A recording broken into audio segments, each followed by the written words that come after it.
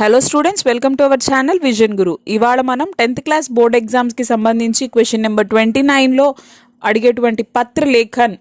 So దాంట్లో మనము 4th letter గురించి ఈరోజు డిస్కస్ చేసుకోబోతున్నాము. సో మామూలుగా అందులో 2 లెటర్స్ ఇస్తారు, ఏదైనా ఒకటి దాన్ని మనం చూస్ చేసుకొని రాయాల్సి ఉంటుంది. సో అయితే ఆల్రెడీ చుట్టి పత్రకి సంబంధించి 3 టైప్ ఆఫ్ రీజన్స్తో నేను చుట్టి పత్ర ఆల్రెడీ వీడియోస్ అనేవి అప్లోడ్ చేస్తున్నానండి. ఎవరైనా చూడని వాళ్ళు ఉంటే ఒకసారి మీరు చూడొచ్చు ప్లేలిస్ట్లోకి వెళ్ళేసి. అలాగే నేను లింక్ కూడా డిస్క్రిప్షన్లో మెన్షన్ చేస్తాను.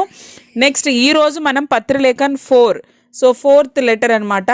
అయితే లెటర్ దేని గురించి చెప్పుకోబోతున్నాం ఇవాళ. పుస్తకే ఖరీదనే కే లియే పైసే మాంగతే హుయే అప్నే పితాజీ కే నామ్ పత్ర లిఖియే.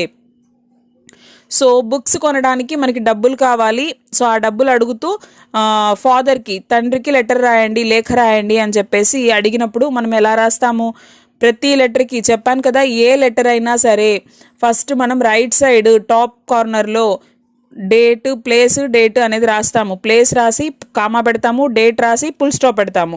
సో ఆ ప్లేస్ అనేది కడప అనేది చాలా ఈజీ అండ్ సింపుల్గా ఉంటుంది. కాబట్టి మీరు కడప ప్రీవియస్ వీడియోస్ చూసుంటే మీకు అర్థమవుతుంది ఎందుకు చెప్తున్నాను నేను కడప అనేది అని.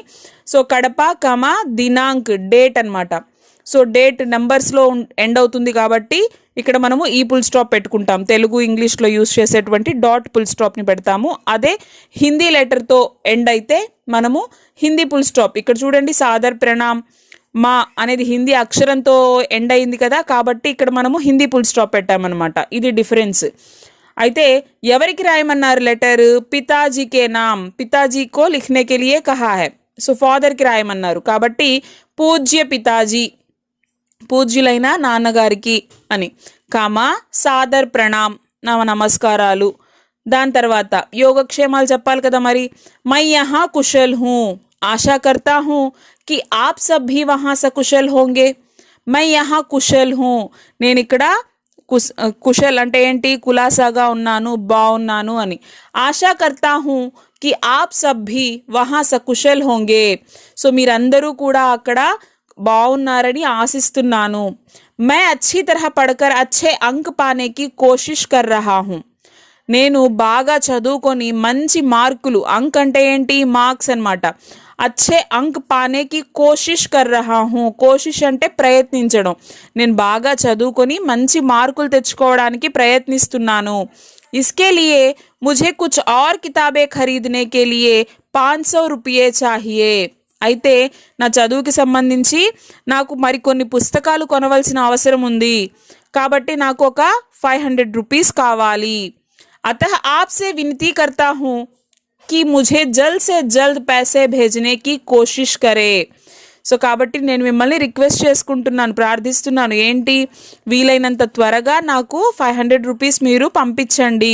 సబ్కో సాదర్ ప్రణామ్ కహియే, అందరికీ నా నమస్కారాలు తెలియజేయండి అని చెప్పి రాసి ఆప్కా ప్రియపుత్ర కాఖాగా ఫుల్ స్టాప్.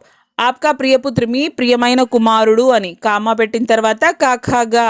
లేదు అంటే ఇక్కడ మీరు ఇంటూస్ కూడా పెట్టుకోవచ్చు, కానీ ఇంటూస్ పెట్టినా కూడా ఫుల్ స్టాప్. ఇది ఎందుకు వస్తుంది? ఇక్కడ నేమ్ కదా మనకి ఉండాల్సింది, అక్షరాలతోనే ఎండ్ అవుతుంది కాబట్టి మనం హిందీ ఫుల్ స్టాప్ పెడుతున్నాం ఇక్కడ. నెక్స్ట్ పతా. సో చుట్టి పత్రలో పతా అనేది ఉండదు, అడ్రస్ అనేది ఉండదు. ఇంతకుముందు మనము 3 లెటర్స్ కూడా చూడండి, మీరు కావాలంటే గమనించుకోవచ్చు. చుట్టి పత్రలో పతా రాయం మనం, అడ్రస్. ఎందుకని? అది మనం క్లాస్ టీచర్కి, ప్రిన్సిపల్కి రాస్తున్నాం, స్కూల్కి రాస్తున్నాము కాబట్టి అందులో మనము అడ్రస్ అనేది రాయక్కర్లేదు. కానీ ఇప్పుడు మనం ఈ లెటర్ ఎవరికి రాసాము? పితాజీ, ఫాదర్కి రాస్తున్నాం, తండ్రికి రాస్తున్నాము. తండ్రి అంటే ఎక్కడో మనం చదువుకుంటుంటే ఎక్కడో ఉన్న నాన్నకి రాయాలంటే మరి అడ్రస్ రాయందే లెటర్ వాళ్ళకి చేరుకోదు కదా, కాబట్టి అడ్రస్ రాయాలి. ఎక్కడ రాయాలి అడ్రస్? లెఫ్ట్ సైడ్లో రాయాలి. లెఫ్ట్ సైడ్లో లాస్ట్లో పతా, చిరునామా, శ్రీ కే మదన్.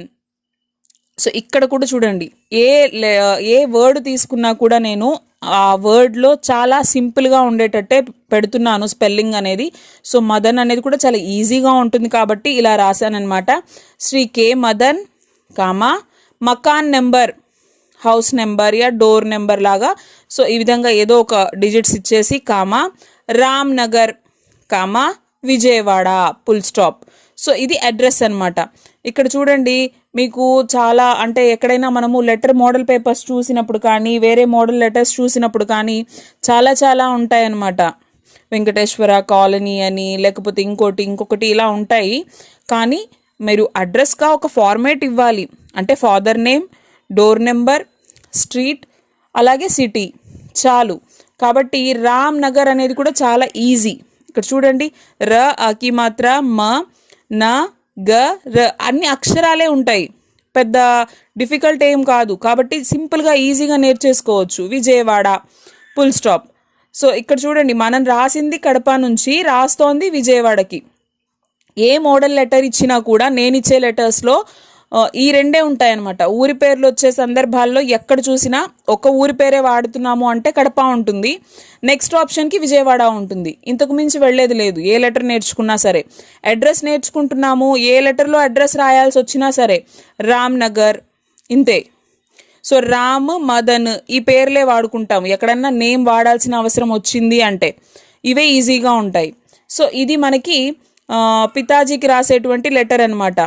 సో చూసారా, చాలా సింపుల్గా ఉంది కదా, ఈజీగా నేర్చుకోవచ్చు. సో ఇలా నేర్చుకొని మీరు వితౌట్ స్పెల్లింగ్ మిస్టేక్స్ నీట్గా ప్రజెంట్ చేశారు అంటే ఖచ్చితంగా 8 మార్క్స్ మీవే. ఐ హోప్ మీ అందరికీ ఇది అర్థమైంది అనుకుంటున్నాను. సో మీకు దీనికి సంబంధించి ఏమైనా డౌట్స్ ఉన్నట్లయితే కామెంట్ సెక్షన్లో తెలియజేయండి, నేను తప్పకుండా రిప్లై ఇస్తాను.